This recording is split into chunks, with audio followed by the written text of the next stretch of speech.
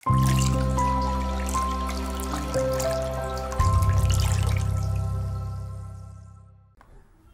الله الرحمن الرحيم وبه نستعين والصلاة والسلام على أشرف المرسلين وعلى آله وصحبه أجمعين أما بعد.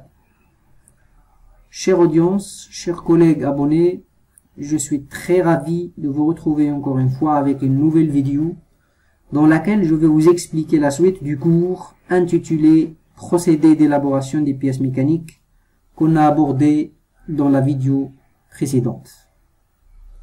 Bismillah wa ala barakatillah. Alors, le minerai de fer, il est préparé. Donc, l'usine d'agglomération, la fonction d'ILO, c'est la préparation du minerai.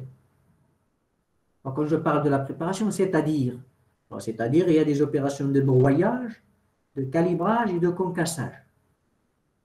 Alors, regardez ici, pour le broyage et le calibrage, un grain qui s'agglomère entre eux, c'est pour former ce qu'on appelle donc des agglomérats.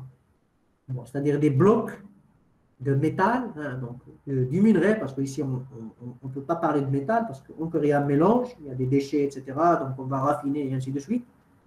Donc des blocs de minerai qui s'appellent agglomérés et qui vont être aussi concassés puis chargés dans le haut fourneau.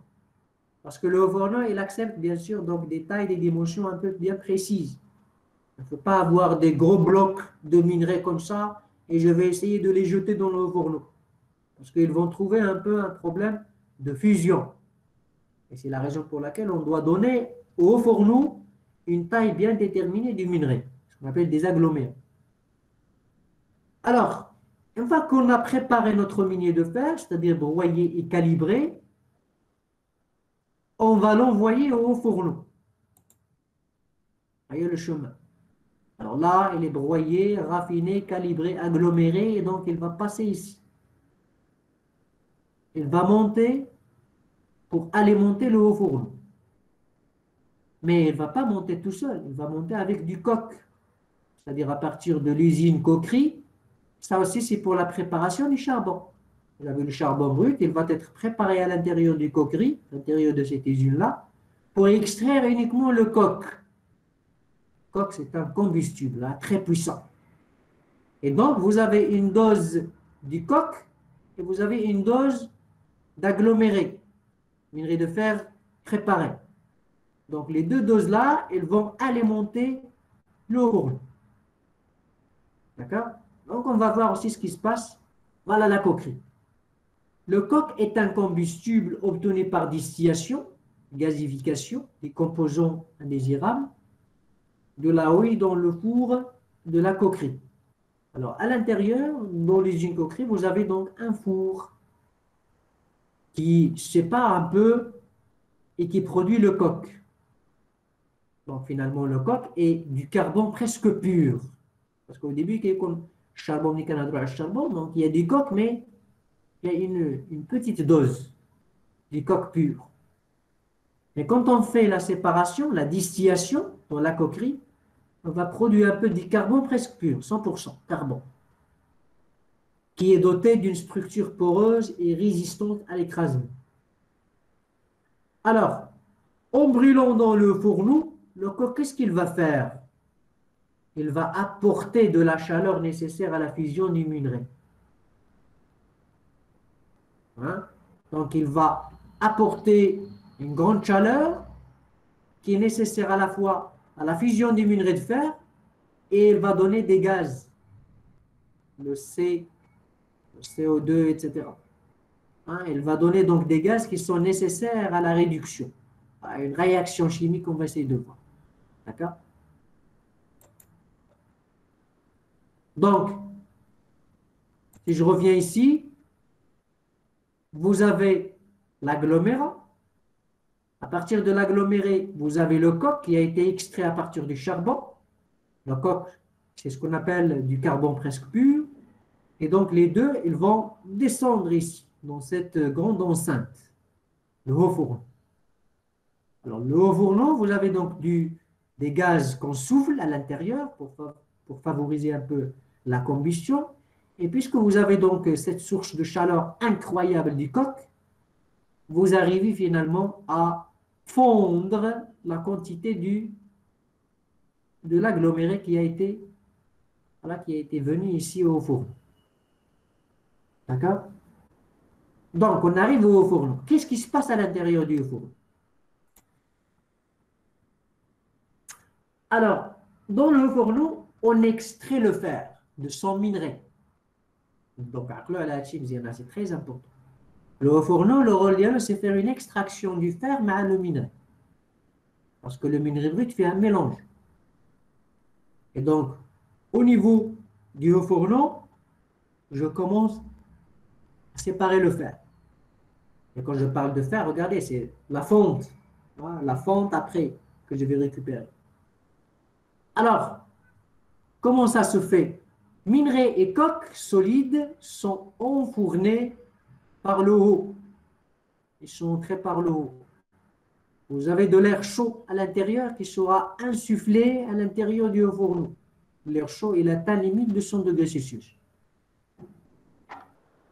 À la base, cette chaleur-là, qu'est-ce qu'elle fait? Elle provoque la combustion des coques, carbone presque pur qu'on a dit, et l'oxyde de carbone, le CO, ainsi formé, va réduire les oxydes de fer, c'est-à-dire leur prendre leur oxygène, et de ce fait, on isole le fer.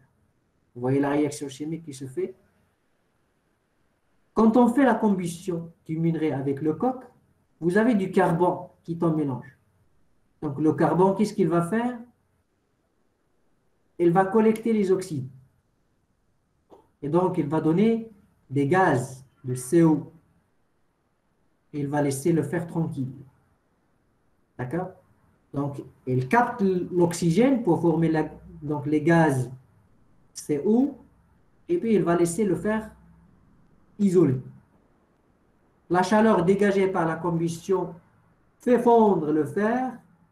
Et finalement, il gangue en une masse liquide ou la gangue, ce qu'on appelle lithier, de densité moindre, flotte sur un mélange à base de fer, appelé la fonte.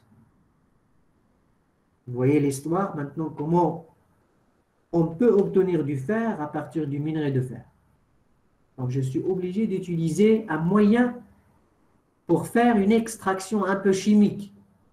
Donc je crée une réaction chimique qui va isoler l'oxygène du fer. Parce que dans le minerai de fer, vous avez les oxydes de fer. Le minerai de fer, il est riche en oxyde de fer. Donc maintenant, une fois qu'on a séparé le fer du minerai de fer et à l'état liquide, on appelle ça, c'est la fonte.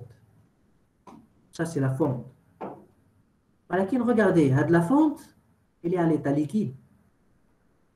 Et on a vu tout à l'heure que nous avons du charbon, c'est-à-dire vous avez du carbone. Et donc là, vous avez une grande teneur du carbone là-dedans. Et quand nous avons une grande teneur du carbone, c'est pas mauvais, c'est pas bon pour, c'est un peu mauvais pour les caractéristiques mécaniques de la pièce qu'on souhaite fabriquer. D'accord? Parce que les caractéristiques mécaniques du carbone, c'est la dureté. Il est très dur. Et donc, quand il est très dur, il est aussi très fragile. Et donc, si la teneur du carbone dépasse certaines limites dans la pièce, dans une pièce mécanique, cette pièce mécanique elle sera fragile. Et donc, elle va casser. Vous voyez? Et donc là, dans ce qui suit, il faut qu'on trouve quand même une méthode, une technique pour réduire ce carbone. La teneur. Voilà, donc, ce qu'on fait ici. Donc, vous avez ici, voilà, on a expliqué ça. Donc, la chaleur dégagée ici par la combustion fait fondre le fer, et puis il va ganguer une masse qui flotte à la surface. Et puisque donc, sa densité elle est faible, donc il va flotter, et puis on va récupérer donc de la fonte. Et regardez ici, c'est ce que j'ai expliqué à mademoiselle, vous avez les lithiers toujours, ils sont en haut, d'accord? Et donc, vous avez des sortes de vannes, d'accord, des circuits, etc., qui vont faire évacuer les laitiers. Et vous avez après que le liquide qui est de la fonte. Et donc, on peut récupérer de la fonte. Donc, on peut isoler ici, au niveau du haut fourneau. Alors, la quatrième étape. Bon, la quatrième étape, on passe ce qu'on appelle, c'est-à-dire déjà, nous avons la fonte à l'état liquide. On a séparé la gangue et nous avons la fonte à l'état liquide. Cette fonte à l'état liquide, elle va être versée sur un lit de ferraille. Ça, quand on travaille sur ce qu'on appelle des convertisseurs à l'oxygène. Convertisseurs à l'oxygène, ce sont des fours, c'est des mini-fours qui vont convertir la fonte liquide en acier. Convertir, c'est-à-dire ils vont réduire un peu le carbone qu'il contient pour qu'on puisse récupérer un peu un métal avec une teneur de carbone plus faible. Alors, on a dit que la fonte, elle sera versée. Et là, on peut utiliser ce qu'on appelle de la ferraille. C'est-à-dire que la ferraille, c'est-à-dire les morceaux de fer, etc., qu'on ramasse de la nature, on peut les recycler. On parle du recyclage de l'acier ou de métal. Donc, on vient de ces ferrailles-là et on les met à l'intérieur et puis on verse de la fonte à une température très élevée. C'est-à-dire une température qui est capable donc de faire fondre la ferraille.